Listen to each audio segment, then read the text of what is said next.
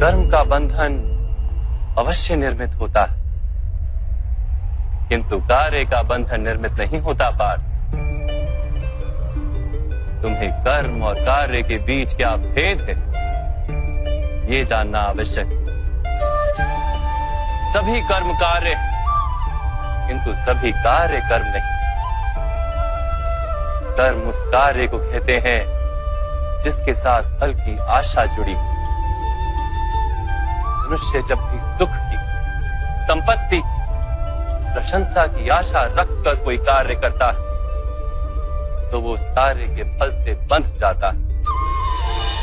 जब किसी कर्म को फल की आशा से किया जाए तो उसे सकाम कर्म योग कहते हैं, और जब किसी कर्म को बिना किसी फल की आशा से किया जाए तो उसे निष्काम कर्म योग कहते हैं। इसी कारण से उसे बार बार जन्म लेना पड़ता है। वास्तव में मनुष्य को कोई कर्म नहीं बांधता, उस कर्म से जुड़ी आशाएं उसे बांधती हैं। वो कैसे माधव? यदि इस युद्ध में तुम्हें विजय होने की आशा है तो पराजित होने पर तुम्हें भीषण दुख होगा, और वो दुख तुमसे कोई अन्य कार्य करवाएगा जिसके लिए तुम्हें दूसरा जन्म लेना पड़ेगा। और यदि तुम विजयी हुए तो तुम्हारा अहंकार बढ़ेगा, और वो अहंकार तुम्हें विश्व विजय के लिए प्रेरित करेगा, तुमसे हत्याएं करवाएगा, और उसका पाप तुम्हें बांधेगा। विचार करो, यदि तुम्हें इस युद्ध में ना विजय का मोह और ना पराजय का भय, तो इस युद्ध के अंत में तुम्हें सुख प्राप्त होगा या दुख प्राप्त होगा? ना सुख माधव, ना ही दुख। अर्थात तुम्हारा सुख, दुख, हताशा, निराशा, अहंकार युद्ध के कारण नहीं है। युद्ध के साथ तुमने जो आशाएं बांधी हुई हैं उसके कारण है। क्या ये सत्य नहीं है पार्थ?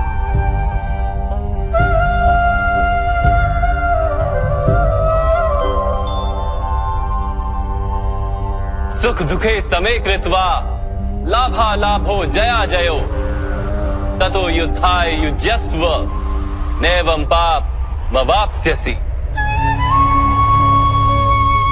अर्थात सुख दुख को समान मानकर लाभ हानि जय पराजय का विचार किए बिना यदि तुम युद्ध करोगे कौन्तेय, तो तुम पाप के भागी नहीं बनोगे। इसी को कर्म योग कहते हैं। जो सांख्य का ज्ञान प्राप्त कर लेता है वो ये जान लेता है कि वो शरीर नहीं, केवल एक आत्मा है। शरीर के भोग और अनुभव तो केवल मृत्यु तक है, अर्थात वास्तविक नहीं, केवल माया है। उसके लिए कर्मयोगी बनना सरल हो जाता है। परंतु माधव, यदि कार्य से बंधन निश्चित है तो क्या संसार का त्याग करके संन्यास लेना उचित नहीं? इसी विचार का परिणाम है कि आज ये युद्ध हो रहा है पार्थ।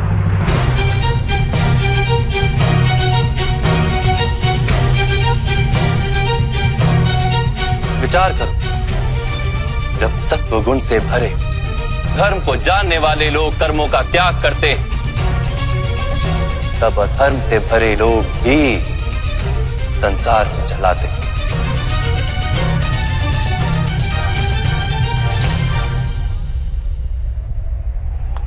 यदि महामहिम ने संसार का त्याग ना किया होता तो आज अधर्म इतना बढ़ता ही नहीं।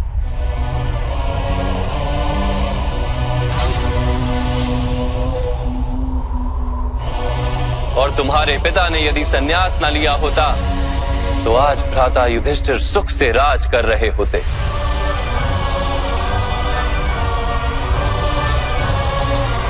और अपनी प्रजा को न्याय और धर्म का ज्ञान दे रहे होते। किंतु दुखदायक बात तो यह है पार्थ कि सत्वगुण से भरे मनुष्य ही संसार को लाभ दे सकते हैं, किंतु वो ही सन्यास का विचार करते हैं। जैसे जल तो भाप बनकर उड़ जाता है और कीचड़ कीचड़ वहीं पड़ा रहता है, वैसे सत्वगुणी सज्जन लोग तो संसार का त्याग कर देते और तमस से भरे अधर्मी लोग संसार में कार्य करते हैं। इसी कारण से संसार में पाप और अधर्म बढ़ता है।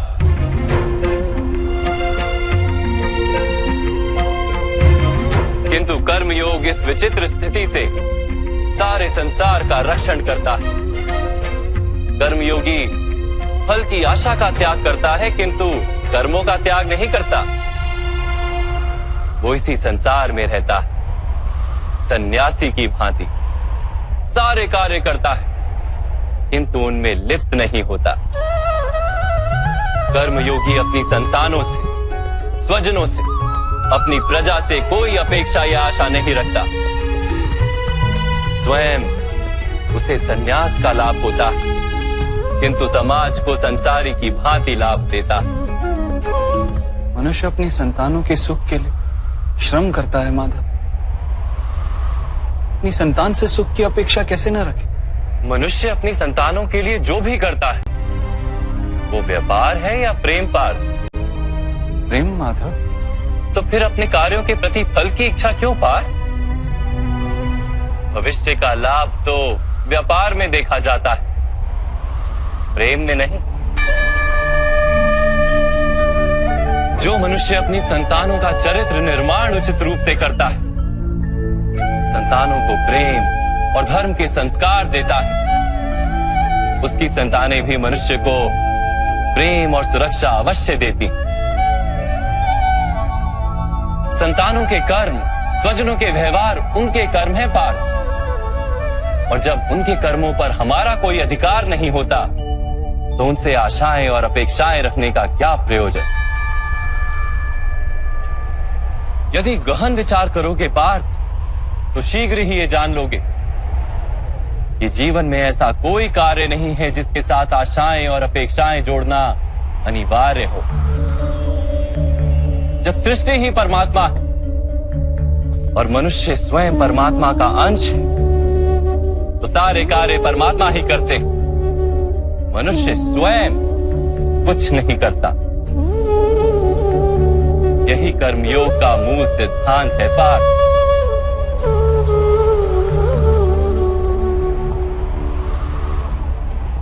तुम्हें भी कर्मयोगी बनकर ये युद्ध करना आवश्यक है पार्थ।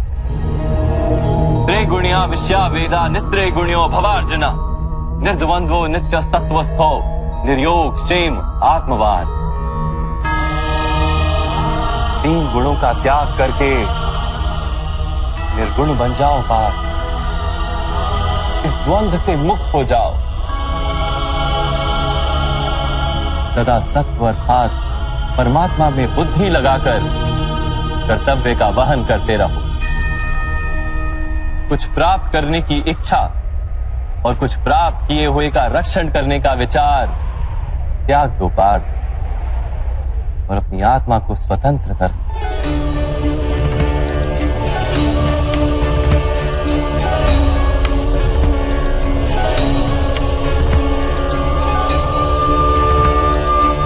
स्मरण रहे पार्थ,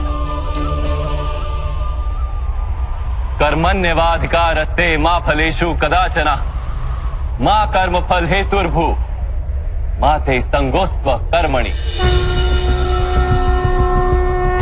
तुम्हारा अधिकार तो केवल कर्म करने का है, फल तो ईश्वर के हाथ में। इसलिए न कर्म से भागना उचित है और ना ही कर्म के फल की आशा रखना उचित है।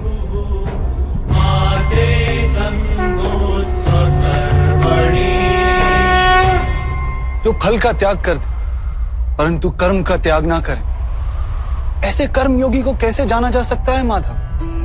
विश्या विनिवर्तन्ते निराहारस्य देहिनः रसवर्जम रसोप्यस्य परम दृष्ट्वा निवर्तते। सुनो पार्थ, जो स्वाद से छूटने के लिए भोजन का ही त्याग कर देता है, वास्तव में उसके मन से स्वाद की लालसा कभी जाती ही नहीं। उस उससे दोहरी हानि होती। एक तो वो निर्बल हो जाता है, जिसके कारण परमात्मा को प्राप्त करने का जो प्रयत्न अनिवार्य है उसे वो नहीं कर पाता। और दूसरा, सदा ही उसका मन स्वाद की लालसा से भरा रहता है। इसलिए भोजन का त्याग करने से उत्तम है स्वाद की लालसा का ही त्याग कर दिया जाए। कर्मयोगी अपने मन की सारी लालसाओं को खींच लेता है, जीवन को कर्तव्य मानकर कार्य अवश्य करता है, किंतु उन कार्यों से जुड़ता नहीं। और बात, जो व्यक्ति अपने कार्यों से आशाएं और इच्छा नहीं रखता, उसी के कार्य पूर्ण होते हैं। एक असफलता से दुखी होकर जिसका मन डोलता नहीं, एक सत्ता से आनंदित होकर जो स्वयं को सर्वश्रेष्ठ नहीं मानता, ऐसे ही व्यक्ति को कर्म योगी कहते हैं। और ऐसा व्यक्ति जीवन में बार बार सफल होता है।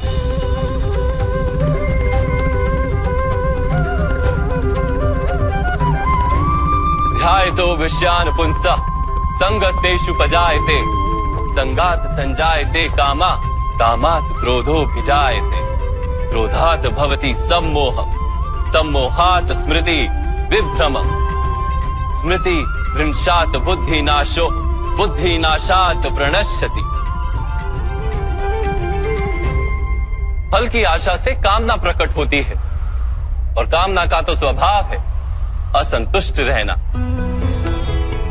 असंतोष से क्रोध उत्पन्न होता है, और क्रोध से मोह जन्मता है। मोह के कारण व्यक्ति आचार और व्यवहार का ज्ञान ही भूल जाता है। ज्ञान के जाने से बुद्धि चली जाती है, अनुचित प्रकार के कार्य होने लगते हैं, और समाज ऐसे व्यक्ति का शत्रु बन जाता है। और अंत में ऐसे मनुष्य पूर्णतः पतन हो जाता है।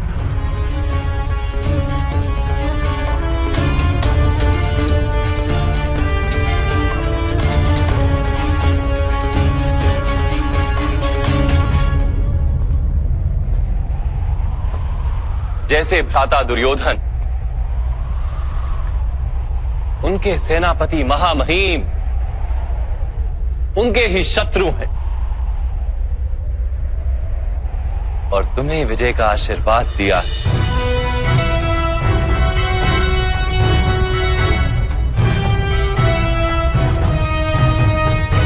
पार्थ, कर्मयोग ब्रह्म विद्या का दूसरा चरण है।